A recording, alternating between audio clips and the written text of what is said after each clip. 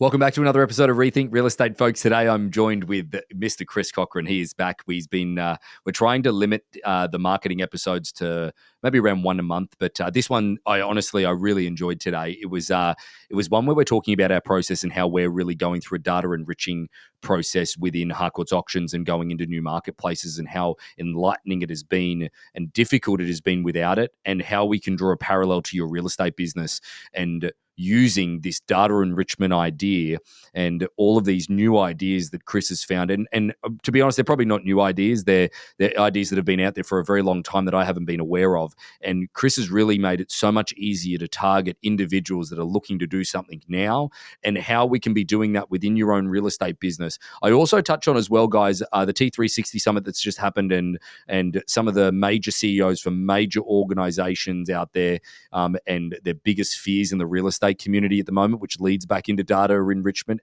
And the reason that it is very fearful out there at the moment is that lead-based businesses, businesses that just go out and buy leads and then hand them off to their staff or hand them off to the agents, they're very fearful that they'll be going away very shortly because of the buyer side commission lawsuit that's set to change the industry over the next number of years. So it's really interesting from an industry perspective, and it's vastly interesting as we dive into the crux of what we're doing from a data enriching side with Harcourts Auctions, and as we move through to the next steps of things. But it's also great from a parallel to be drawn to your real estate business and how you can take some of these things into consideration to grow your business and make sure that you've got one that will be sustainable for the future. Thanks so much.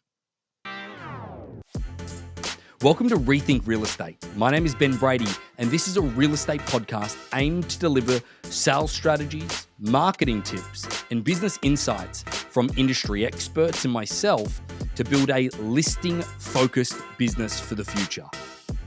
Let's get into it. Well, Christopher, I don't think I've had you on since we've been doing the introductions to the episodes, have I? No, I don't think so. All right. So I'm going to intro this episode. So that's why I'm cutting straight into it. Tell me, is that a new figurine in the background? It's actually an old new figurine. So it's Robinson Cano, and he hasn't played for the Mariners in 7 years or something like that. So he was one of our best second basemen, and then we gave him a bunch of money, and he fell off a cliff. So and then we traded him. Oh, that is amazing that I have absolutely zero context or idea what you're talking about, but whatever. Exactly. This was real estate related, their star player, and then, they left to a different office, I guess. Do you know, hang on, let's face it though, like the thing that I'm just amazed at in professional sporting leagues here, especially baseball, is how quickly people are traded. Imagine what type of revenue that brings in the real estate community in some of the major cities, like some of the big stuff. Like, because I'm assuming they're not renting their homes in each location. Maybe they are. Maybe the team's got a whole bunch of rentals. It's like 50-50. Usually the teams have their own specific realtor. And this is a funny little tangent, but actually the Seattle Seahawks peer, Tyler Lockett, who is one of our best wide receivers, he's actually a realtor for Keller Williams. And his team is announced as the Seahawks preferred realtor for anybody who moves in, which includes coaching staff, which includes like everything, all the personnel, all of the players, everything like that. So, I mean, Tyler Lockett just double-ended the bag, I feel like, right now, which is awesome. Didn't he? What? That's great. Well done to him. But that's interesting because we auctioned a property in San Francisco, like right in the heart of San Francisco, for actually one of the gentlemen who has a minority stake in the Giants, and his property we auctioned, I think it was like $7 or $8 million. We got a really good price for it. Again, the market was just humming, so it wasn't really overly difficult because it was just one of those properties that was definitely going to sell. It was just a matter of how much, and we cultivated it through the auction process and through the transparency. But the funny thing is that there was this little offshoot condo. It was kind of like a maid's quarters, and then you open it up and it's this little loft, and that's where the pitcher for the San Francisco, one of the pitchers, like the starting pitcher anyway, one of the starting pitchers, I should say. Like, see, I don't have a clue what I'm talking about, but he was living there at the time. So yeah, we'll come to find out that it was like Madison Bumgarner living in maid's closet, and that'll be the story. And you have no clue who that is, but he's one of the most iconic World Series pitchers of all time.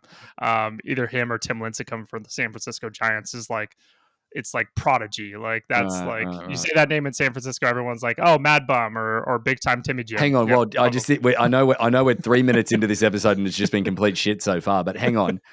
Could you please repeat the first guy's name? Madison Bumgarner, Mad Bum is his nickname. Mad Bum. He's a big, giant dude who's very scary on the mound. And Oh, then Tim Lincecum's a tiny little dude who's from Seattle area. He's from Bellevue. I played with his brother actually, which is awesome. So I played with his little brother, or was it older brother? Maybe it was older brother. did his parents hate him? Because that name is just unreal. Bumgarner? Yeah, I don't know. All right. Well, let's bring this back into line here, Christopher, and let's talk about the topic today, which is we're going into database management, but also just data management in general. Like for those of you that are just joining us, is that Chris is actually one of our, I think that, we've got him down as the director of marketing or the head of marketing or whatever your bloody title is. But, realistically, I think Chris has actually transitioned into just the data bum himself. Now, see, you got me saying bum. This is unbelievable. But like he has just been deep into the data management of what we're trying to do through Harcourts Auctions at the moment and the expansion of what we're trying to achieve. And for those that haven't been following our journey, we're expanding into some different marketplaces. And, we've been toying with it for a couple of years now and expanding the process into marketplaces, has started with one of the things of bringing Chris on board was understanding how ill-equipped we were from a data perspective in order to enter marketplaces. We were really just scattergunning in the first degree and it really wasn't sticking for us. And now we're able to, with the data, get very, very precise with our individual audience, our individual clientele, all of those different things that gets us speaking to the people that we know we can help and as quickly as possible. So nearly every single conversation Chris has got us having at the moment in the identification of those people is really a very, very productive conversation for our auction team. But where I'm going with all of this at the moment, and I want to give some context before we dive into it with Chris and I, is that it's really important, I think, this topic at the moment in the entire real estate industry, because recently there was a summit called the T360 Summit, and that's done by a company called T360. Stefan Swanepoel is the chairman of that. They are an individual consulting company for the real estate industry. They are the largest independent consulting company in the world. I think I've mentioned them on the podcast before, but they recently held a summit, and they invite all the CEOs to all of the organizations, real estate organizations in the US and North America, so to speak. And I had the pleasure of actually, being involved in some of the stuff that they were doing. And there was a panel that was on where it was the top 4 brokerage CEOs. And what I mean by that, like Gary Keller, you had the CEO of Homes of America, which is like Berkshire Hathaway and all of their co-brands. You've got the CEO of Anywhere, formerly Reology, that has Sotheby's, Century 21, Better Homes and Gardens, like you name it, they basically own it. They own, I think, 2 transactions out of every 5 are owned by Anywhere Realty. And then you had a couple of really major independents. And one of the things that was very interesting in that topic, Chris, was they were very vocal around how lead generating based businesses are in a lot of trouble moving forward, and they want to get a lot of their teams and realtors and offices moving away from the purchasing of leads and handing them out. Because let's face it, Chris, what would you say the percentage is of companies that are giving buyer leads? Like there is 99% of the marketplace is only really able to give buyer leads. Yeah. It's, I mean, I don't know the exact number, but it would be there's just, if they're not going to Zillow, them giving you actual real buyer leads is probably few and far between. Like, Yeah, because let's face it, that's where the buyers are going for their like interactions. that's They're right. going to Zillow. Certain markets, go to Realtor.com or Trulia or Redfin or stuff like that. But if you're not going to those big players and you're not buying those leads directly from there from a brokerage standpoint, then you really don't have leads at scale, enough scale to be able to pass off to your 20, 50, 100 agents Yeah, but on a consistent basis. But also, let's face it as well, is that they're getting those leads so juvenile, like somebody that's willing to even Oh, just click a 100%. button. The trail process that they would have to get that thing to maturity would just be crazy, because we all know that you give an agent or you give anybody a lead at the infancy of it, 95% of people won't be able to follow that all the way through to maturity. So where I'm going with this, though, is that mainly these businesses are based around buyers, and then they hope that eventually they lead into people that is going to sell their homes. And, the best people are doing it because their longevity in the business, they're cultivating it until that person needs to sell that property that they ultimately sold them. But where all of this has a very, very hard stop in it, and why they're gearing people away from it. If anybody's been following the real estate industry, there's a massive class action lawsuit at the moment around buyer side commission. and it is going to shake things up. Now, to our Aussie, New Zealand, South African, all of the people that are internationally listening to us at the moment, is that, they are sort of like, what do you mean buyer side commission? No, we don't have buyer side. We can only make money off listings anyway. Now, that's not true exactly, is that in those countries that if you're representing a buyer, the buyer can pay you. Obviously, they're not going to pay you that much, but the buyer can pay you in order to represent them as well and have sort of like a buying concierge, so to speak. I don't like to call them a buyer's agent. It's a buyer's sort of concierge that helps them through the process and quote unquote negotiates for them. Okay. Now, where I'm going with all of this big lawsuit at the moment is going to really shake up the industry. They're saying there's a 3-year timeline for this to happen. This lawsuit, they think that the lawsuit's going to be lost by the real estate commission. And then eventually then there'll be other lawsuits that then come in, and then there'll be legislation that changes for the buyer side fee. Now, we've been saying that there's downward pressure on commission in the US for a very long time. This is going to accelerate that. And this is going to mean that the buyer side commission either goes away, or there's this one big caveat to this whole thing, Chris, that I think is going to be incredibly interesting to watch. Buyer side commission probably won't go away if and only if the major lending organizations agree to allow buyers to bake the buyer's commission into their purchase price. Now, what I mean at the moment, for those who don't understand, the commission is paid by the seller side commission. So there's 5% for the transaction, 2.5 goes to the buyer side, 2.5 goes to the listing side, but it all comes out of the seller's proceeds. And that is the lawsuit at the moment, is that I've got a representative that's being paid by the seller that's representing me as a buyer. That is basically the lawsuit at this point. So that is in massive threat to really disrupting the industry. So all of these major CEOs, Chris, are telling their teams that it's time to move away from the Zillow buying leads, which are, by the way, I think are the biggest mistake that anybody can make in their infancy of their career, is doing too much Zillow buyer stuff, because they run around with these people wasting their time for so long, they don't focus on building the infrastructure to a normal business. And I'm quite vocal about that as it stands, probably on a couple of episodes now. But realistically is that the thing is all leading back to, guys, you've got to collect people's data and you've got to build relationships. Back to traditional real estate, please. And that's kind of like what we've been on a journey of with Harcourts Auctions 3.0, so to speak. Yeah, we've been on it from, more on an agents and a seller standpoint from the jump. We from our standpoint, we don't service the buyers as much as we service the agents and the sellers, like because they choose to list with an auction process. So we don't even go to buyers from that standpoint. No. Now, we do market our listings to buyers, and we do market everything around the listing and everything like that to try and increase exposure to get more buyers in the door. But we're not actually going after them from a new business perspective. So new business perspective when it comes to any of our marketing efforts is all done through agents and sellers, and it's all starting with our database. It all comes out of our database. Our database is the center spoke of our hub for the entire wheel. They have everything that we do from a marketing perspective. Yeah, and like so Chris and myself and the whole team have been on a journey of this process called data enrichment. And if anybody understands the real estate marketplace in North America, we have things called MLSs, and MLSs then feed data into us that then ultimately then Chris is putting through this program called HubSpot, and then trying to refine it. And then what I mean by refine it is that our target audience for auction is agents, right? Now, don't get me wrong, there might be some opportunities for sellers into the future that might have expired or things along those lines, and that is what we'll get to eventually. But our first step in all of this is actually agents. Now, an agent that has had a property on the marketplace for over 30 days in a lot of the major cities at this point, even though that might seem quick to a lot of people, they're probably starting to fray the relationship with their sellers a little bit. And instead of going and asking for a price reduction, or maybe they already have, then we're offering them the auction process as a solution to show that that agent is an innovative person. And we have basically been guessing where to find these people and rummaging through Zillow and just clicking on all the properties to basically find these people before Chris came along in this data enrichment side of things. And it's been a journey, Chris, to say the least. Yeah, 100%. And I mean, when we take it back to the infancy of what data is and what a lead is at the end of the day, right? When you get a lead from Zillow, usually it's a first name, last name, email address, phone number, and whatever property that they're interested in or they contacted about, right? That's really it.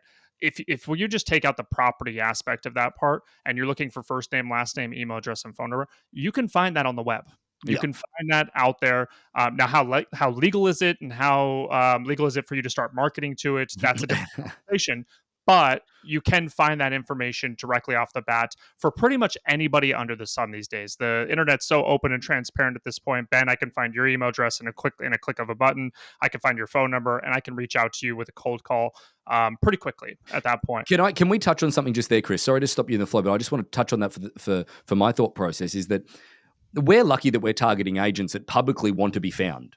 Yes. Yeah, exactly. But they're almost not, I wouldn't say almost, but there are a lot of people who are very open with their information at that point. I can find pretty much, I mean, literally you go on a date with a girl and you can find her Facebook or Instagram, everything like that. And like, it's called the Facebook stalking and stuff like that. I was about to say we don't condone stalking on the podcast. Yeah.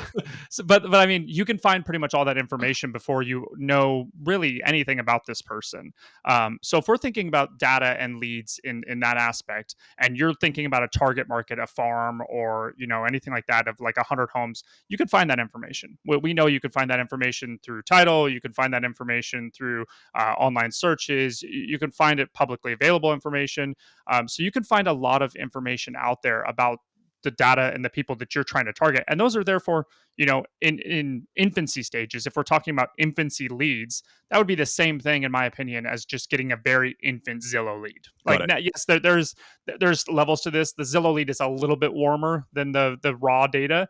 But from that standpoint, that's where you come into play. That's where, your door knocking efforts, your email efforts, your phone call efforts, that's where you can warm those up and see kind of their level of intent from a selling perspective. So let's refine this a little bit and sort of draw a parallel to what we're doing. So breaking down the layers so that then people can ultimately see what's going on is that, so Chris, we bring every agent in the Bay Area, for example, we bring into the system. Then from that data perspective, then we sort of, then you refine it by who's the agents that have done a deal in the last 12 months. Now, people that are listening internationally are probably shocked that there's, 5,000 or 6,000 agents in the Bay Area, and out of that, there's probably 2,000 that have done a deal within the last 12 months. So then automatically there's an audience there, but then you refine it even further. Who's got an active listing at the moment? Okay, bring it down to then say 1,500 agents. Then who's got an active listing on the moment that it has been on the marketplace for longer than 21 days? Then that gets refined even further. And I believe that there was over 45 days is like 800 listings on the market from San Francisco down to San Jose, just on the peninsula.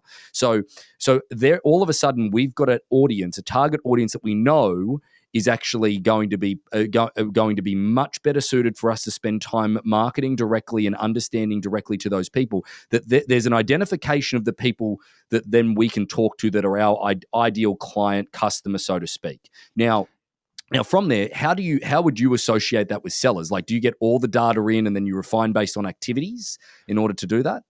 Yeah, I mean, if we were going strictly just from a seller perspective, I mean, you can run down a bunch of different activities. You can say, and again, it's all about what data you can grab in. And so the infancy stages of the data in the beginning, you're just trying to grab first name, last name, email address, phone number.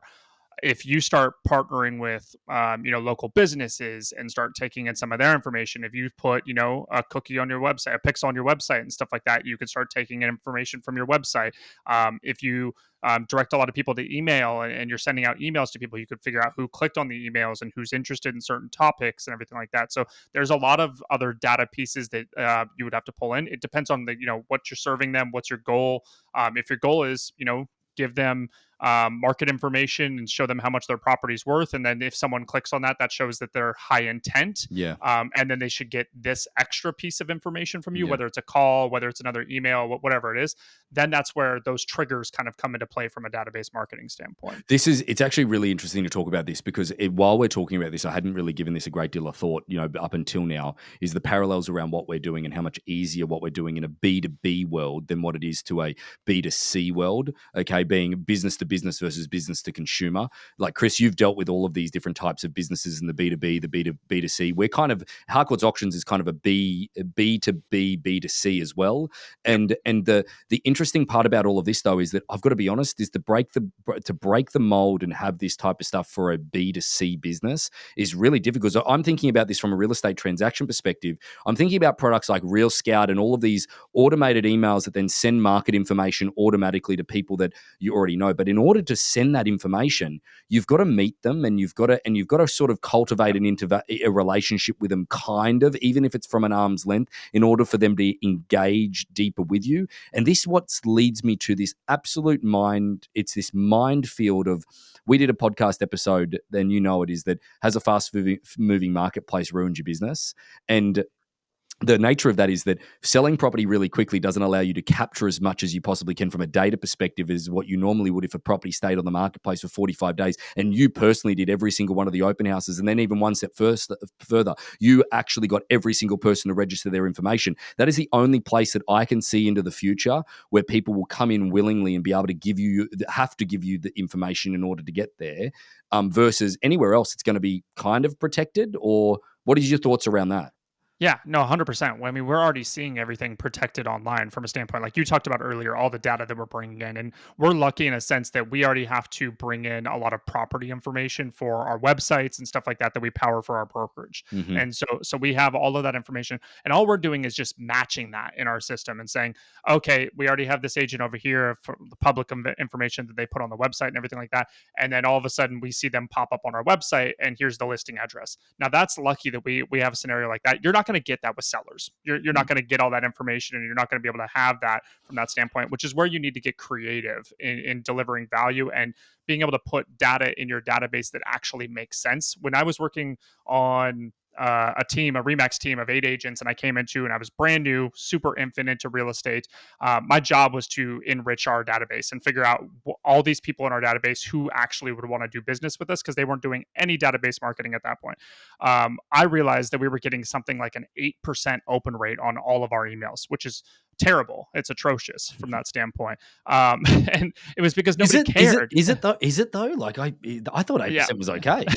No, from an open rate, it's terrible. Like you don't want to be in 8%. You don't want to be in single digits at all. Right. You definitely want to be sitting around the 30%. And just insight into our business, we're sitting about, for all of our emails, 42% right now open rate, which means every pretty much 2 emails that we send is getting opened and getting the information to the intended target, which is awesome for us. What do you put that down to? Why is ours so effective? Personalization, and that's kind of what I was getting into. Is it's so much about personalization and creating an email that doesn't seem like those real scouts and those market trends that are just kind of blasting out to everybody. What we're doing is we're actually sending emails that are very specific to a need. And from a seller standpoint, this could be everything from sending emails. We used to have everything in our database, from their favorite sports teams to their pet names to, do they like the wineries in the local location? What restaurants do they like? And it was literally just building relationships, but putting all of that information in a database so that I can quickly filter it and say, okay, they are a member of, the Rancho Bernardo Country Club. Yep. Here is an event we're holding at the Rancho Bernardo Country Club. Yep. Or here's a discount, or here's any of that stuff. And then we would send the emails from that standpoint. Our email rate went from 8% to 38%, literally almost overnight, by just changing the way that we interacted with people and the data that we put in our database. And it was more of not the listings, not everything like that. It was treating people like people in our database. So give me an example of so the data enriching is making sure that you've got the right email address and everything. And the reason that we get such a high click rate from the agents that we market to is because we use their current property address in the subject title. So they have a listing called 123 Smith Street. Our email title is 123 Smith Street. So obviously They're going to click on it. That's that personalization that you're talking about. So, but I'm struggling to see how, if you gave me an email that said local wineries or something like that, how I would I don't really give a shit, really. Like you don't until it's until you do. yeah, until it's like, we understand that they're going to the Rancho Bernardo Winery a lot, and so here's the event list for the summer for the Rancho Bernardo Winery, and then we put it in there, and then we also show our latest listings in that email, and we show everything else that's kind of sprinkled in that email. We know that they enjoy that, but also the other standpoint is sports teams. We used to send, literally like $10 mugs of like Cowboys mugs or 49ers mugs or stuff like that. And we would send it to them as like a Christmas present or a birthday present, because we would have both their birthday in the database. We would have all that. We'd have their kids' birthdays. We'd have everything from like what their kids are into, what sports they played, little things like that go a long way in your database, because then you can quickly filter and be like, okay, I want to send out, 100 emails today to all the kids all the parents whose kids play in the local little league. Right. Like so team. you would use local events in I would order use to then everything. use everything. So I'm going to step back. I want to step back a little bit. Yep. How did you get this shit? Like again, it's kind of creepy. Someone walks in an open house. Give me your kids' birthdays. Give me your birthdays. What sport Yep. team? Your social security number. You ready for this? You ready for this? It's all out there. And it's on Facebook. It's on Instagram. It's on all these places, and we would just take note. So I would personally take note when they go out to lunch with this person. We would take note. And I know it sounds like a lot of work. No. I'm picturing you just full stalker mode. Just that was your job. That's what it was. I was like a personal investigator for like no. Let's call it what it was. Personalized creep. Yeah, exactly. For like a year, and which was awesome. But it allowed, like, when the agent comes back, the agent would have notes from an open home of like, they came through with their 2 kids. I asked them if they had a 3rd kid. No, blah, blah, blah. Like, and then they got the kids' names. They wrote all this down on the open house sheet, which I know seems like a lot of work, but they're building relationships in those open houses. And then my job on Monday was to literally sit there in the database and take their notes and put it into our database. Yeah. And so I would literally just take their handwritten notes from that standpoint, the sign-in sheet, and I would write all of that information into our database. And then they would get all the follow-ups of the local properties. We would also tag them which open house they went to. It was tagged by location, price, features, what was important to them in the open house sheet. And then we would only send them properties that were very similar to those standpoint. It was basically like the Zillow recommendations that they now get in their email inbox before that happened. And because we were the realtor giving them that stuff, we built a lot of credibility that I think a lot of realtors in the area didn't build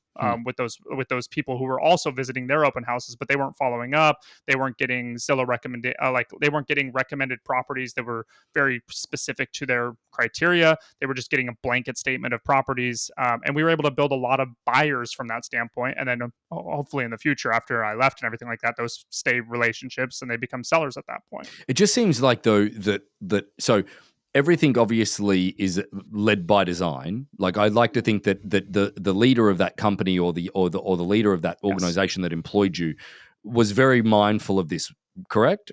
100%. Well, that's why she hired. That's literally the job description.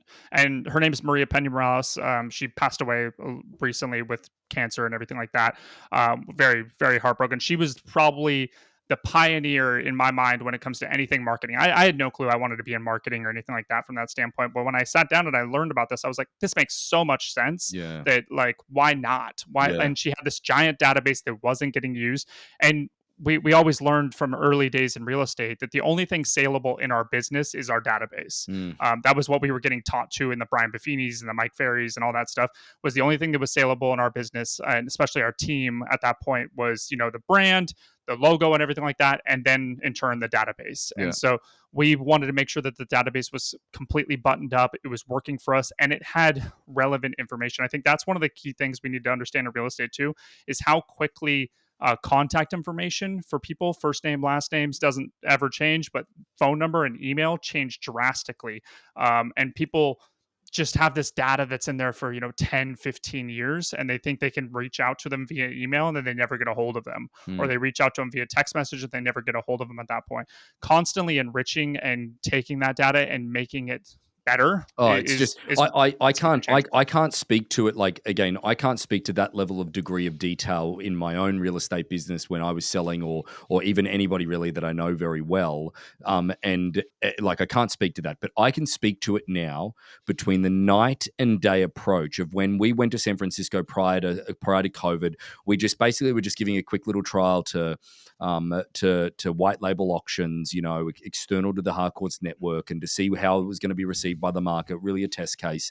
And You sort of walked in there and you had zero idea where to start. It was kind of like being a title officer or like an escrow officer or like somebody like that. That's sort of like, I need to go get business. What do? You go start knocking on the door of realtors. And I have to be honest, is that people, when you are calling with a particular, you're like, it's like the millions of emails that I get a day where it's like, are you looking for a new accountant? Like they are just literally, it's the pray and spray of hope. It really like hope strategy. Whereas now today, how quickly we have been able to adapt into a marketplace and identify the people that definitely need us. So the people within, it's kind of that, if anyone's ever heard that theory, Chris, I know that you have, is crossing the chasm. You know, you need, like the early adopters are just going to be the early adopters. They're the ones that are basically accept anything really. Okay. And they're the easy ones to find in the marketplace through just going through. But then you actually, to break into a marketplace or to cross that chasm, you need pragmatists that normally wouldn't use it, but they need to be in distress. And that's Yep. an agent at 45 days. The seller's screaming at them. They've already done a price reduction. What do I do next? They're outside of asking them for a price reduction. Hey, along comes Harcourts Auctions all of a sudden. They ignore us the first time. But what you've done from a layering process, Chris, might be a really good way to give people an understanding of how we're identifying those people at the moment and how they might be able to do the same in their database. Yeah, so the easy part for our standpoint is that we can understand days on market. But Mm. this is not saying that agents can't see that as well. Agents can see expired listings. They could find price reductions, and they can start to see the writing on the wall for certain properties and certain sellers and everything like that. So there's a lot of triggers that you can also see that a listing is about to be canceled, expired, or withdrawn. And Can and I ask? go ahead. Can I ask? I don't know if you know this, and by the way, we're not giving real estate advice in any of the states, and blah blah blah. Disclaimer. Is that do you know? Do you know? Do you know? Because I just came to mind. Because one of the things that you do is you layer in some social media stuff well before we send out some emails, and you do it while we're doing it, and it's me talking head like I am right now, Yep. sort of talking about auction. Do you think that agents in a marketplace could actually start getting a list of the people that have had price reduction that are coming up to expiration possibly and start targeting them? Is that against the rules? I don't know if it is. By the way, guys, we don't know. Look up your local rules and what you can do and can't do. I know Yeah. you can't solicit people, blah, blah, blah, blah. But realistically, couldn't you could literally employ somebody to just get a list of those people that once a price is reduced or that's starting to come up, and then you start sending them targeted advertising on social media, and then once it does expire, then they know exactly who you are, and you are right there when you need them. Is that a possibility? Well, can you do it? 100%. I don't know about the rules and everything like that. I know you can't actively market for a property or for a listing when it's active on the market. I know that's the rule specifically for that was San Diego SDAR. Okay. So I don't know about all of CAR and everything like that. Like I just haven't paid attention from that standpoint. But so I know you can't do that. But what's stopping you to having an ad that's just explaining the market and explaining Auction. awareness, Auction. auction awareness? But what's the difference between that and then having an organic post about it and them stumbling across the organic post? And also, what's the difference between having a bus bench in their neighborhood also at that same time? So like I don't 100% see the difference between having a bus bench that's also talking about that problem. It literally parked across the street from someone's house, because that you could It's the same. theoretically do that. It's the same Yeah, thing in social. Yeah, correct. yeah, it's the same I thing in just social. But there might be a bit of gray area from a yeah, general. I'm talking about agent to seller. There might be a yep. bit of a gray area if you've actually added their name and their phone number and their email address in specifically to target them. So again, just But figure it out.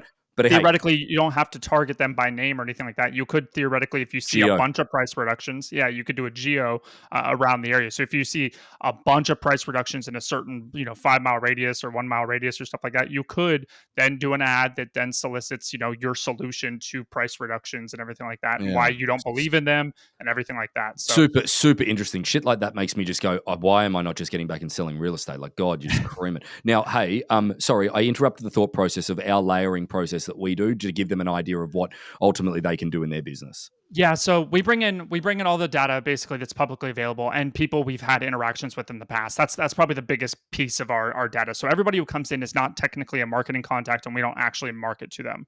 The people who we market to have had previous interaction with us, have had some kind of level of opt-in at that point. From there we take that data because we don't know how new it is. We don't know how accurate it is. People put their data inside of a lot of things that, their website or anything like that, or they given us data 10, 5, 10, 6, 7 years ago, whatever, at that point, and it could be outdated. So then we take that data, we take a list of that, and we actually send it to a place called Upwork, and we look for a virtual assistant to do the enrichment. And so they go through and they look at the websites of those actual people. They change everything. I literally have them change everything from the preferred name that they like to be called. So if it's Christopher, but I like to be called Chris, we understand that that has a difference on open rate, has a difference in interaction rate, personalization, everything like that. That right there is just I didn't even know you did that, and that's Yep. that's brilliant. Because Yeah, if someone called me Benjamin, I know instantaneously they got no idea who I am. exactly. Or a lot of people put in their data, they put, or the way we pull in our data, it'll have their first name and their middle name, or their middle initial. It'll be like, Christopher E. Cochran. And then I'm like, yeah, if someone talked to me as Christopher E, like, hi, Christopher E, in an email, I'd be like, yeah, I'm out. Like, there's no way I'm responding to that. There's no way I'm opening that. Like, it's over.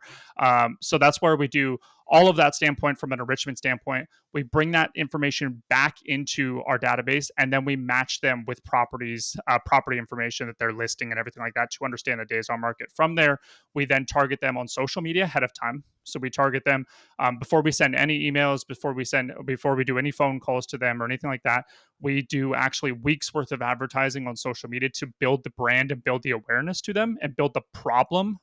So we're basically showing them that this is a problem. I know, like, your listings on the market, you might think it's normal, you might think it's the marketplace or anything like that, but we're actually defining the problem in their mind, and then we're solving the problem in those videos as well. We're also creating a relationship with Ben. So just like everybody who listens to this podcast, you build a relationship. The more you listen to Ben and the more you listen to everybody on video and everything like that, you probably have your favorite influencer that you follow all the time on Instagram, Facebook, YouTube, whatever. So we're basically doing that non-organically by putting Ben in front of them over and over and over and over so they can't escape him, so that when Ben calls them or Ben emails them, it's a familiar face at that point. Even if it's not a perceived liked face, it's still a familiar face, and they're more inclined to open the email, open the door if you're door knocking, everything like that. You've got to have some resilience about you, though.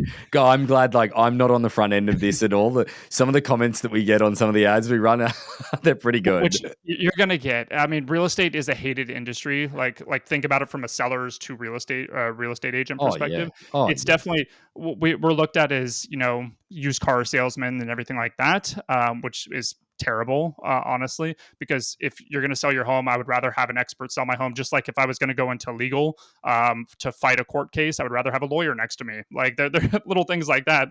I would say a real estate agent is right up there in that standpoint, but lawyers don't get hate as much as I would say real estate agents get hate. Maybe they do. Yeah, maybe they do. Maybe the ambulance chasers do. I don't know. Yeah, maybe. Yeah. But you're going to get those comments. You're going to get those comments. You're going to get those bad interactions. And we actually get them from realtors, which is funny because we get it from the ego sides of realtors. The realtor, and I was talking to a realtor literally yesterday, and it's like, she's like, I hear from realtors all the time of when I've been in the industry for 30 years. I know XYZ, you're brand new, blah, blah, blah. And it's just the ego side. We get that too. We get the, I've been around for 30 years, auction doesn't work, all this stuff. And we're like, it works in every other country, and yet you're dismissing it before you've even heard about our side of auction, and yet the banks use it. So I think the banks want to use it to make money. Like exactly banks right. To make money, optimize the end result. But I think that when it comes down to this layering process, is that I can be the one that's speaking to the fact that I'm on the other end as we go through this. I'm the one doing this with Chris a lot of the time, and it's interesting. Like it goes from. It's funny then you understand the different sources when they come in, like at that point when somebody interacts with you, you understand the immediacy of how to deal with that. And what I mean by that, guys, let me give you an example of this, and Chris can correct me if I'm wrong in the sequence of a lot of this, but they will get an email when a property first comes on the marketplace saying, hey guys, congratulations, we're here if you need us, here's a free tool that you can use, our new Harcourts Auctions AI. Then you go into hey, if the property's been on the marketplace for 14 days, they get another email from us saying, hey, look, if the property gets to 21 days, there's a 60% likelihood of it being on the market within 60 days. So, hey, we're here to help if you need us, so on and so forth. And then there's a sequence all the way up to certain days on market. Now, that's all happening. Whilst that's happening, the people that are then listing properties have been put into a list in the data enrichment side of it. We know all the agents, we know all of that stuff, and we know the properties they have. Then it goes into the social media element. The social media element is then sort of, I'm organically, sort of passively out there, just in their social media feed and all of that stuff. And then they may have received an email from me already. They may not have received an email from me just yet, all of that stuff. And then when they do, it's just that layering. And then we then have a call company that is actually then making phone calls to see if they'd be open about that particular property, having a quick phone call with me, right, in order to then talk about the process for that particular property. And I tell you what, the strike rate has been, eye-opening. But then the other thing, when you get a quick 10-minute call, you're still kind of on the pitch element in like, tell me why you're great and blah, blah, blah. And it's, they're not as warm. You get somebody that responds back to an email, Chris, is what we found. I thought it was going to be the opposite. I thought if I could talk to somebody, I thought I was in. It has been the opposite. Somebody responds to an email like, yes, Ben, I'd really love a quick reach out to me anytime. Like those have been like bam, bam, bam, bam, bam. Because I think what people really miss here, Chris, they think that somebody comes in from social media and they're going to be really great. They've actually been our worst. Don't get me wrong, we've had a couple, but they have been our worst. Somebody inquires through social media or click here on social media. They've been our worst conversion, full stop. Yeah, we've gotten one listing from social media specifically, and I think we've had 7 or 8 leads Exactly. from social media, and then we've probably only gotten 3 of those actually on a phone call. Like, Absolutely. yeah, and so it's from a social media standpoint, they're very much in the infancy stages. They're not looking for a solution at that point. They're just browsing social media. They're looking at kids' photos and stuff like that. Email is a different perspective. They're actually sitting in their email. They are sitting at a computer usually or in front of a tablet or on their phone or anything like that. And they actually do a lot of self-education research at that point when they get an email. So when someone gets an email and they think, this is curious, and we do put easy access links in all of our emails in the footer, inside of sometimes in the email body of like, hey, here's some more information if you have any questions. We provide some case studies directly in there. So we're building proof and credibility directly in the emails from that standpoint that you just can't build in social media ads, that you just can't build in someone trying to set a cold call for you. So from an email perspective, we live in a time where self-education is key. Before you buy any product out there, period, full stop, in your personal life, in your business life, or anything like that, you do research. Every camera that's behind me, I did research on. This computer I did research on and everything like that. I did. I want to feel like bought a new pair of running shoes the other day. I'm like, I'll just quickly jump on YouTube and see the reviews on these. Exactly. You want to self-educate so you feel like the expert when you go into any store and you know exactly what you're going to buy, whether you're going to, Dick's Sporting Goods or you're going to Walmart. Like often you don't want to feel like you got ripped off. And it's the same thing in B2B or even B2C sales at that point is they have to have the chance to do their self-exploration. I don't really think for me, it's not about being ripped off. Like, and again, like it's not that. It's actually, I've got a fear of, is there something else that's better? Like, am I buying something? Is there something better out there? I need It's to like the quickly. Amazon thing, right? Where like you don't want to buy like the Amazon basics because if it breaks 7 times, you would rather just buy the most expensive one that's never going to break. Exactly right. Is it worth the money? And then it's such an interesting situation to go through. Like, but guys, I think that as we wrap through this episode, because Chris and I could talk about our process for a while because we're pretty amped up on it at the moment. We're very excited about where it's going, and it just is. We're talking to a couple of the key agents that operate with us with Harcourts Auctions about doing this stuff for their own individual clients and then doing it for their own individual areas, using auction as a marketing tool in order to geo-target people in those locations could be a great idea that we definitely need to take to the agents now. But, really enriching your data and I think that, I don't know if I think that might just be a full stop. Enrich your data, full stop. Enrich it. Use whatever database tool, CRM tool you have right now. Don't look at the new flashy things. It's whatever you can use from an Excel spreadsheet all the way to whatever the latest whatever CRMs are out there right now. From that standpoint, I would use those directly out there, and then deliver value. Deliver value in the cleanest way possible that is actually relevant to either their search needs, their property needs, their seller needs, or their local marketplace and what they're enthralled about every single day. So like if you could do that, you'll increase your open rates, you'll increase your exposure, you'll increase your brand identity. And I think you'll build a lot more relationships by just having a lot more information in your database. Well, folks, dropping bombs here as he always does. I didn't open with it. Is that the magician, the marketing magician, or the Gandalf of marketing, or what? Well, I need It was to come up with. Messiah, Yeah, and I'm glad it's magician sounds a lot better. Uh, Let's stick with that one. the Gandalf. I like that. That's good. Thanks, Chris. Yep. See ya. So about 75% of our audience hasn't liked, followed, or subscribed to our podcast. It would mean the world to us, and it would help this podcast more than you know to expand our reach if you were to like, follow, or subscribe on any of the platforms that you're watching or listening on. Thanks again.